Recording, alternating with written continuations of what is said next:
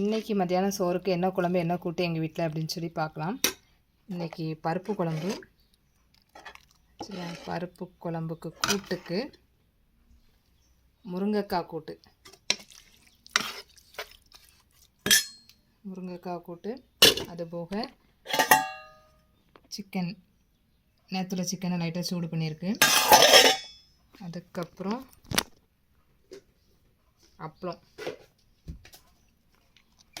அப்பளம், இந்த ஹாட்டாக இருக்கும்ல அந்த அப்பளம். அது கொஞ்சம் கரிஞ்சு லைட்டாக கலர் மட்டும் மாறிட்டு, சரியா பார்த்தாலே தெரியும். ஸோ எண்ணெய் கொஞ்சம் நல்லா இதாகிட்டு நினைக்கேன், அது சூடானனால இப்படி ஆகிட்டு. மற்றெல்லாம் அப்படி வந்துருக்கு.